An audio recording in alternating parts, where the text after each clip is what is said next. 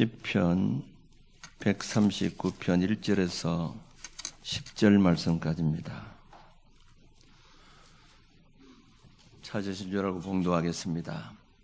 여호와여, 주께서 나를 살펴보셨으므로 나를 아시나이다. 주께서 내가 앉고 일어섬을 아시고 멀리서도 나의 생각을 밝히 아시오며 나의 모든 길과 내가 눕는 것을 살펴보셨으므로 나의 모든 행위를 익히 아시오니 여호와여, 내 혀의 말을 알지 못하시는 것이 하나도 없으시니이다. 주께서 나의 앞뒤를 둘러사시고 내게 안수하셨나이다. 이 지식이 내게 너무 기이하니 높아서 내가 능히 미치지 못하나이다. 내가 주의 영을 떠나 어디로 가며 주의 앞에서 어디로 피하리까? 내가 하늘에 올라갈지라도 거기 계시며 서울에 내 자리를 펼지라도 거기 계시니이다. 내가 새벽 날개를 치며 바다 끝에 가서 거주할지라도 거기서도 주의 손이 나를 인도하시며 주의 오른손이 나를 붙드시리이다. 아멘. 길거리에 전도에 나가면 전도할 때 제일 많이 사용하는 말이 예수 믿고 천국 갑시다 하는 그런 말입니다. 그렇게 하면 반드시 또 어떤 사람들은 반문에 오는 사람들이 있습니다. 천국이 보입니까? 천국이 보이면 내가 천국 가겠습니다. 이렇게 합니다. 천국이 보이냐고 얘기하는 사람에게 어떻게 얘기하겠습니까? 그래서 전도할 때는 어떤 이 반론이 와도 이 반문을 피하는 것이 원칙입니다만은 한 사람이 그 얘기를 들어보니 조금 기분도 상하고 이렇게 해서 이 사람이 정신이 있나 없나 이런 얘기를 한 거예요. 그 얘기를 한 사람이. 그러니까 내가 정신이 있기 때문에 이렇게 멀쩡하게 얘기하지 않느냐. 정신 있는 거 좀 한번 봅시다. 당신 정신이 있는 게 보여야 내가 정신이 있는지 없는지 알지. 정신없는 사람인지 보이지 않는데 어떻게 알고 있느냐 하니까 이 예수제이들 말은 참 잘한다. 그거 막 떠나버리더라는 겁니다. 이 세상에는 우리 육안으로는 볼 수 없지만은 실제하는 것들이 많이 있습니다. 공기가 눈에 보이지 않습니다. 말소리, 라디오의 주파수가 눈에 보이지 않습니다. 그러나 다 실제하는 것이죠. 그러므로 보이는 것만 실제한다고 주장하는 사람만큼 어리석은 사람이 없을 것입니다. 고린도후서 4장 18절에 보면 우리가 주목하는 것은 보이는 것이 아니요 보이지 않는 것이니 보이는 것은 잠깐이요 보이지 않는 것은 영원함이라 이렇게 했습니다. 사도 바울은 우리는 보이는 것을 보는 것이 아니고 보이지 않는 것을 본다 이렇게 했습니다. 여러분, 우리 성도들이 소망하는 것은 이 세대에 보이는 물질적인 것, 육적인 것이 아니고 하늘나라의 것, 영적인 것입니다. 여기서 우리는 바울이 지금 보이지 않지만은 종말론적인 구원의 날에 도래할 그 영원한 세계를 바라본다는 겁니다. 그런데 바울은 이 보이지 않는 것을 이미 보며 이 미래의 종말론적인 것을 이미 현재적인 것으로 누리고 있는 것을 볼 수가 있습니다. 이것이 바로 믿음입니다. 히브리서 11장 1절에 믿음을 정의하기를 믿음은 바라는 것들의 실상이요 보지 않는 것들의 증거라 이렇게 했습니다. 하나님의 눈에 보이지 않지만은 하나님은 우리 눈에 보지 않지만은 실제하신 분이잖아요. 그리고 지금도 저와 여러분들을 지키시고 계시고 우리를 인도해 주시고 있다는 사실을 믿으시기 바랍니다. 오늘 본문 다윗이 고백하기를 시편 139편 9절 10절 말씀 보면 내가 새벽 날개를 치며 바다 끝에 가서 거주할지라도 거기서도 주의 손이 나를 인도하시며 주의 오른손이 나를 붙드시니다 라고 이렇게 했습니다.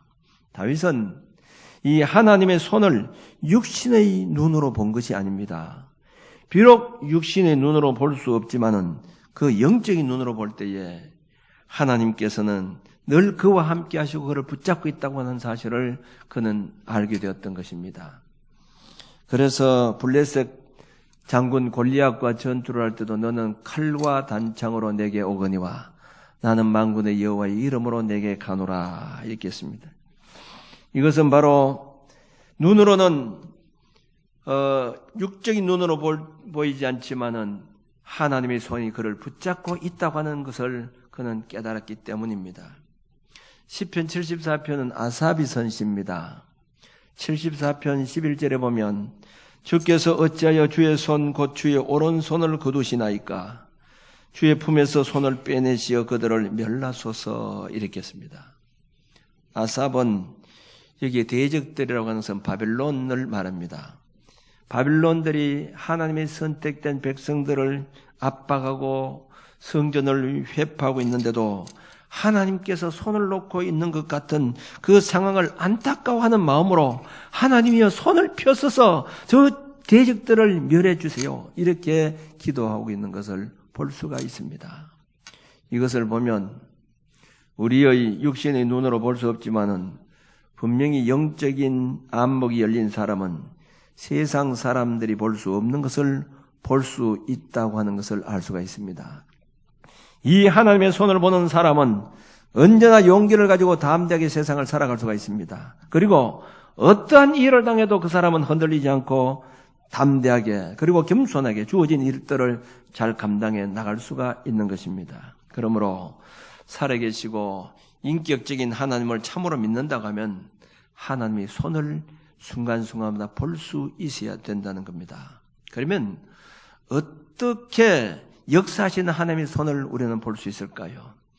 첫째는 자연 만물을 창조하시고 섭리하시는 하나님의 손을 보아야 합니다.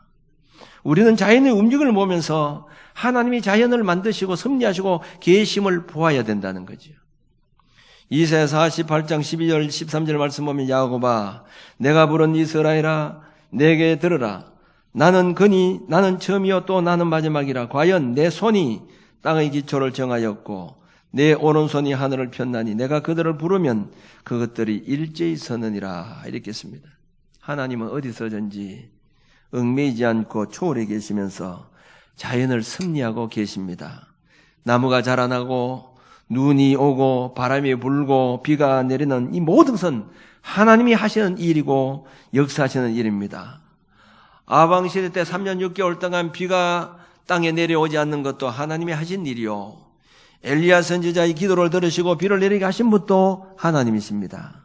그러므로 너무 비가 많이 와서 홍수가 나서 농사를 망쳤다든지 비가 오지 않아 모든 식물이 말라갈 때도 저절로 된 것이 아니라 그 속에서 우리는 하나님의 손을 볼 수 있어야 되는 것입니다.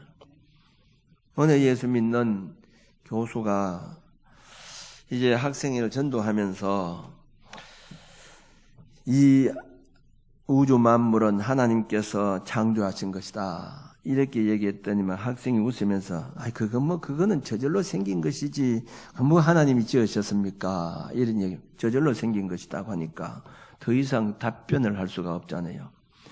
그러니까 교수가 이제 집에 돌아와서 자기 집 지하실에다가 해와 달과 이 별과 또 유성을 만들어 놓고 전자장치를 해서는 이게 움직이도록 이렇게 해놓았습니다. 그리고 어느 날 그 학생을 불러서 지하실로 내려가서 참 이상하다고 오늘 잠을 자고 나니까 이게 저절로 그냥 생겼다고 이렇게 하니까 그 학생이 웃으면서 교수님 무슨 그런 말을 하십니까? 교수님 오늘 다 만들어 놓고 왜 그런 소리 하십니까? 이런 얘기 하더라는 거지. 그때 교수가 너 정말로 그렇게 생각하느냐? 그렇다면 어떻게 내가 만든 이 조그만 소우주도 그냥 생겼다고 생각하지 않는데 이 우주가 그냥 생겼다고 넌 생각할 수 있느냐 하면서 이 세상에 그 어떤 것도 저절로 되는 것이 아무것도 없다고 그때 설명을 해 주었다라는 겁니다. 계절이 오면 자연이 더워지고 때로는 춥고 이 저절로 되는 것 같지만 다 하나님의 섭리 속에 움직이는 겁니다. 비가 오는 것도 바람이 부는 것도 질병이 생기는 것도 홍수가 나는 것도 모두 하나님의 역사요 하나님의 손길인 것임을 우리는 알아야 됩니다. 이걸 볼 수 있어야 된다는 것이죠. 농사를 지어서 수해를 만났다고 해서 하늘을 원망할 것이 아니라 그 속에서 하나님의 손을 볼 수 있어야 됩니다. 이사야 45장 12절에 보면 내가 땅을 만들고 그 위에 사람을 창조하였으며 내가 내 손을 하늘에 펴고 하늘의 모든 군대에게 명령하였노라고 이렇게 했습니다. 믿음의 눈으로 하나님의 창조의 손을 볼 수 있어야 됩니다. 그래야 자연을 보면서 우리가 하나님께 감사하고 찬양하며 영광 돌릴 수가 있기 때문입니다. 두 번째, 징계하시는 하나님의 손을 볼 수 있어야 된다는 거죠. 부모가 자식을 사랑하는 방법은 칭찬만이 아니라 징계로도 나타납니다. 회초리를 들어 때리는 것처럼 하나님도 살아가는 성도들에게 징계의 손을 드실 때가 있는 것입니다. 부모가 때릴 때에 손을 사용하는 것 같이 하나님께서도 자녀들에게 때리실 때도 하나님의 손을 사용하시는 겁니다. 다윗은 하나님께 범죄하고 고통을 당할 때 하나님의 징계의 손이 임하고 있다고 하는 사실을 알았습니다. 그래서 시편 32편 4절 말씀 보면 주의 손이 주야로 나를 누르시오니 내 진액이 빠져서 여름 가뭄에 마른같이 되었나이다. 주의 손이 주야로 나를 누르신다고 이렇게 했습니다. 지금 고통 속에 있는 것이 바로 주님의 그 징계의 손이 그를 누르고 있다고 하는 사실을 그는 알게 된 겁니다. 시편 39편 10절 말씀 보면 주의 징벌을 나에게서 옮기시옵소서. 주의 손이 치심으로 내가 쇠망하였나이다고 이렇게 한 것을 보면 하나님의 사람 다윗은 분명히 하나님의 징계의 손을 볼 줄 아는 사람이었습니다. 하나님의 징계의 손은 여러 가지로 형태로 나타납니다. 때로는 물질을 치시기도 합니다. 때로는 건강을 치시기도 합니다. 부모가 잘못되었을 때에 때로는 자식을 치기도 하고 사람들의 괴롭힘을 통해서도 나타나기도 한다는 겁니다. 사사시대 때 보면 이스라엘 백성들이 하나님께 죄를 짓게 되자 이방 나라들이 와서 추수한 곡식을 빼앗아가기도 했는데 이것은 하나님의 채찍의 방법, 징계의 방법이기도 한 겁니다. 그러므로 하나님의 징계의 손을 빨리 볼 줄 아는 사람이 큰 징계를 피할 수가 있고 하나님께 인정받을 수가 있는 것입니다. 선지자 요나가 하나님께서 니느웨로 가라고 하는 이 명령을 받고도 니느웨로 가지 않고 다시로 가는 배를 타고 갔습니다. 그러다 큰 풍랑을 만나게 되었습니다. 벌써 풍랑이 일어나면 그때 요나가 이건 내가 하나님의 명령을 거역하고 다시소로 가는 배를 탐으로 말미암아 징계의 채찍이나 풍랑 속에서 그것을 볼 수 있어야 됩니다.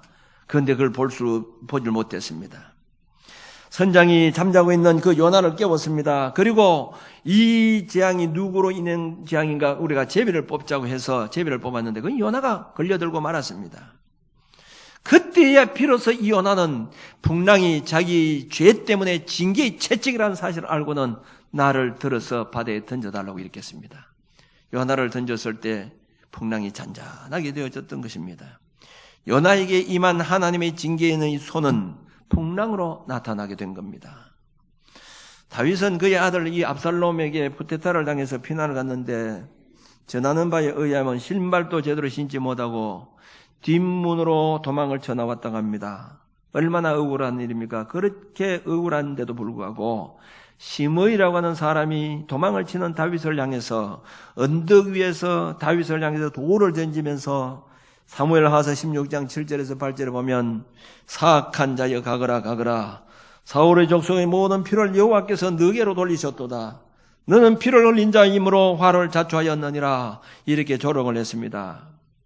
다윗의 신하였던 수레의 아들인 아비새 장군이 왕이여 명령만 내리면 당장에 저놈 내가 가서 목을 자르고 오겠습니다 하고 이렇게 했습니다. 그때 다윗이 이런 말을 합니다. 죽이지 말라. 저 시므이가 나를 저주하는 것은 하나님이 저에게 다윗을 저주하려고 해서 하는 것이다. 억울하지만 내가 참고 있으면 하나님께서 나에게 선으로 갚아주실 것이다. 말하면서 시므이의 저주를 하나님의 징계의 손으로 이해를 했다는 것이죠. 억울한 일이나 고통, 아픔을 당할 때 그 괴로움을 주는 대상만 보고 억울하게 또 괘씸하게도 생각하지만은 그것을 하나님의 징계의 손으로 보고 회개하고 바로 살아가려고 할 때에 하나님의 은혜를 베풀어 주신다는 것을 여러분 믿으시기 바랍니다. 얼마 후에 하나님은 다윗의 이러한 회개하는 모습을 보시고 다윗의 원수들을 다 멸하시고 승리하도록 해 주셨던 것입니다. 다윗은 이것을 잘 보았다는 거죠. 그가 인구조사를 해서 하나님께 죄를 지었을 때도 하나님께서 이스라엘 백성들에게 전염병을 주어서 7만 명이 죽도록 그렇게 했습니다. 그때 다윗은 이것을 알았습니다. 내가 하나님께 죄를 지어서 하나님께서 징벌을 이렇게 7만 명을 전염병으로 죽이신다는 사실을 그는 알고는 사무엘하서 24장 17절에 다윗이 백성을 치는 천사를 보고 여호와께 아뢰어 이르되 나는 범죄하였고 악을 행하였거니와 이 양무리는 무엇을 행하였나이까? 청하건대 주의 손으로 나와 내 아버지의 집을 치소서. 내가 죄를 지어서 내가 마땅히 징계의 채찍을 맞아야 되는데 왜 백성들을 전염병으로 해서 7만 명을 죽입니까? 내가 죄를 짓지 않았습니까? 그는 분명히 백성들이 죽어가는 그 모습을 보면서 징계의 채찍의 손길이라고 하는 사실을 분명히 알았던 것입니다. 그리고 회개 제사를 드릴 때 하나님께서 징계의 손을 거두어 주셨던 것입니다. 그런데 애굽의 왕 바로를 보세요. 모세를 통해서 10가지 재앙을 내렸습니다. 이것을 보고 하나님의 징계의 손이라고 하는 사실을 알아야 되는데 그걸 몰랐다는 거죠. 만일 이것을 보고 피재앙을 보면서 이것이 하나님의 징계의 채찍이구나. 저 선택된 백성을 내가 빨리 보내야 되겠구나. 그리고 보냈다고 하면 그는 더 이상 징계의 채찍을 맞지 않았을 것입니다. 그런데 피재앙에서부터 10가지 재앙까지 내렸음에도 불구하고 하나님의 징계의 채찍이라는 사실을 몰랐기 때문에 그는 마지막에 장자가 다 죽는 비극 역사가 일어나게 된 겁니다. 하나님은 사랑하는 성도들이 죄를 범할 때 징계의 손을 펴신다는 것을 알아야 됩니다. 우리 성도들은 꼭 이 하나님의 징계의 손을 볼 줄 알고 겸손히 회개할 때 더 큰 해가 임한다는 것을 여러분 믿으시기를 바랍니다. 세 번째, 힘들고 어려울 때 보호해 주시는 하나님의 권능의 손을 볼 수 있어야 합니다. 보호해 주시는, 도우시는 하나님의 손길을 보아야 된다는 겁니다. 하나님의 손은 연단시키고 징계하시는 것에만 사용되는 것이 아니라 하나님의 백성들을 보호하시고 돌보시는 데도 손을 쓰신다는 것을 우리는 알아야 됩니다. 온 세상이라도 진동시킬 수 있는 하나님은 성도 한 사람 한 사람 이 온유와 사랑을 나타내시는 분입니다. 시편 17편 14절에 보면 여호와여 이 세상에 살아있는 동안 그들의 분깃 받은 사람들에게 주의 손으로 나를 구하소서. 그들은 주의 제물로 배를 채우고 자녀로 만족하고 그들의 남은 산업을 그들의 어린 아이들에게 물려주는 자니다. 이렇게 씁니다. 한경직 목사님께서 영락교회를 목회를 하시다가 무슨 일로 인해서 너무 낙심이 되어서 집에 돌아와서 내가 사표를 내고 이제 목회를 그만둬야 되겠다. 이렇게 이 생각을 하고 있는데 비몽사몽간에 험악한 길을 쭉 걸어갔다는 겁니다. 그래서 너무 피곤하고 지쳐서 왼쪽으로 떡 쓰러지려는데 한 손이 나타나서 탁 자기를 부축해 주더라는 거죠. 그리고 또 한참 갔는데 또 너무 힘이 들어서 오른쪽으로 쓰러지는데 오른쪽에 무슨 손이 나와서 딱 자기를 붙잡아 주더라는 겁니다. 그리고 이제는 그럼에도 불구하고 죽을 힘을 다해서 걸어가다가 이러면 앞으로 딱 쓰러지는데 그때 두 손이 나타나서는 그를 일으켜 주더라는 겁니다.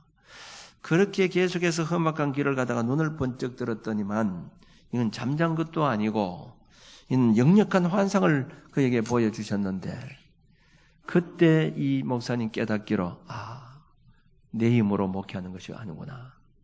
하나님이 붙들어 주시는구나. 하나님 붙들어 주시면 되겠구나. 이런 마음이 들어서 그 힘든 목회 생활을 하나님께서 나를 붙잡아 주신다는 확신을 가지고 성공적으로 목회를 하시고 대영락교를 만들어 놓으시고 하나님 부르심을 받게 된 것입니다. 하나님의 손이 한경직 목사님을 붙들어 주신 것입니다. 베드로가 무리를 걷다가 물속에 빠지면서 부러지질 때에 예수님께서 손을 펴서 그를 건져주셨습니다. 피덩이 같은 어린아이가 엄마의 손 때문에 자라는 것처럼 하나님이 보호하시고 돌보시는 손에 의해서 우리가 살아가고 있다고 하는 것을 여러분 믿으시기 바랍니다. 이 도우심의 손길을 볼 수 있어야 합니다. 이사야 49장 15절 말씀 보면 여인이 어찌 그 젖 먹는 자식을 잊겠으며 자기 태에서 난 아들을 긍휼히 여기지 않겠느냐. 그들은 혹시 잊을지라도 나는 너를 잊지 아니할 것이라 이렇게 했습니다. 시편 37편 24절 말씀 보면 그는 넘어지나 아주 엎드러지지 아니하면 여호와께서 그의 손으로 붙드심이로다 이렇게 했습니다. 히스기야 왕 때에 아수르의 사느립이 공격해 왔습니다. 그리고 항복하라고 했습니다. 사느립 군대의 랍사게가 백성들을 향해서 열왕기 하서 18장 35절을 보면 민족의 모든 신들 중에 누가 그의 땅을 내 손에서 건졌기에 여호와가 예루살렘을 내 손에서 건지겠느냐. 그때 히스기야가 기도합니다. 열왕기하서 19장 19절에 우리 하나님 여호와여 원하건대 이제 우리를 그의 손에서 구원하옵소서. 그리하시면 천하 만국이 주 여호와가 홀로 하나님이신 줄 알리이다 이렇게 했습니다. 그러자 열왕기하서 19장 34절 35절에 보면 이 밤에 여호와의 사자가 나와서 아수르 진영에서 군사 18만 5천 명을 친지라. 아침에 일찍 일어나 보니 다 송장이 되었더라 이렇게 했습니다. 하나님의 손이 하나님을 조롱한 산내립 군대를 징계하시고 하나님께 부르짖고 기도했던 히스기야의 군대를 지켜 보호해 주셨던 것입니다. 이 하나님의 손길을 볼 수 있는 사람이 어떤 문제 앞에서도 두려워하지 않고 흔들리지 않습니다. 담대할 수가 있다고 하는 겁니다. 이것이 바로 믿음입니다. 민수기 11장에 보면 이스라엘 백성들이 광야 생활하면서 그들이 고기가 먹고 싶다고 원망하고 불평을 하면서 아우성을 쳤습니다. 그때 이 모세가 하나님께 기도를 했습니다. 이 백성들이 고기가 먹고 싶어서 이렇게 아우성을 치고 있다고 이렇게 하니까 하나님께서 응답해 주시기를 염려하지 마라. 내가 너의 코에서 그들이 냄새가 나도록 고기를 먹도록 해주겠다. 이렇게 했습니다. 그런데 그 얘기를 듣고 그렇게 믿음이 좋던 이 모세도 믿어지지가 않았던 겁니다. 민수기 11장 22절 말씀에 이렇게 반문을 합니다. 하나님, 이 백성들이 장정만 해도 60만 명입니다. 이 말은 모든 합해서 200만 명 이상 되는 사람들인데 하늘에 창을 내신들 소떼와 양떼를 몰아내신들 어떻게 그것이 가능하겠습니까? 소떼를 다 몰아내도 그 많은 사람들 어떻게 이렇게 냄새가 날 수 있도록 먹을 수 있느냐 이렇게 한 겁니다. 그때 하나님께서 민수기 11장 23절에 보면 여호와께서 모세에게 이르시되 여호와의 손이 짧으냐? 내가 이제 내 말이 내게 응하는 여부를 보리라. 그리고 하나님께서 메추라기를 내리셔서 한 달 동안 정말 냄새가 나도록 고기를 먹도록 해주신 것입니다. 이것이 하나님의 손이라는 겁니다. 하나님의 손이 함께하면 능치 못할 일 없다는 것을 여러분 믿으시기 바랍니다. 험악한 인생길에서 연약한 자신을 믿지 말고 하나님의 손을 믿고 그의 손을 여러분의 생일을 맡기고 살아가시길 바랍니다. 여러분 붙잡아 주시는 손을 보시길 바랍니다.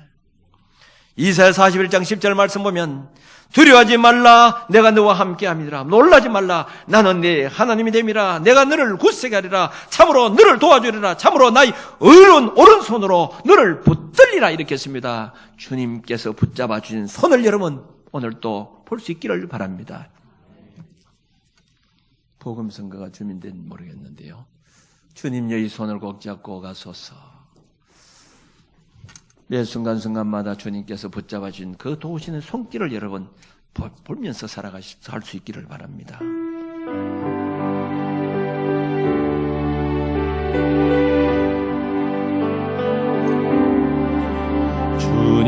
주님여 이 손을 꼭 잡고 가소서. 약하고 피곤한 이 몸어 폭풍우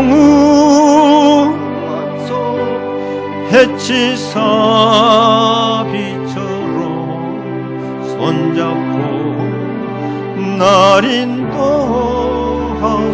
인생이 힘들고 고난이 겹칠 때 주님여 날 도와주소서.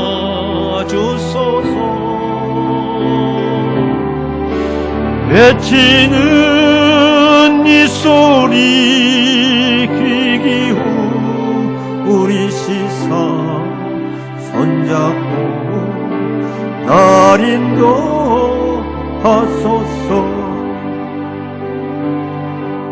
사랑하는 성도 여러분, 하나님의 손을 볼 수 있어야 됩니다. 자연 만물을 바라보면서 하나님께서 이 자연 만물을 창조하시고 섭리하시고 지켜주신다는 걸 늘 볼 수 있어야 됩니다. 그리고 자연 속에서 하나님의 손길을 바라보면서 늘 감사하고 영광 돌며 살아갈 수 있기를 바랍니다. 징계의 손을 볼 수 있어야 됩니다. 내가 원치 않는 여러 가지 어려움을 당할 때마다 왜 나에게 이런 고통이 있는가, 아픔이 있는가, 원망만 불평만 할 것이 아니라 그 속에서 하나님께서 나를 징계하시고자 하는 하나님의 손길이 아닌가, 이걸 볼 수 있어야 된다는 거죠. 하나님이 도와주시는 손길을 여러분 보시길 바랍니다.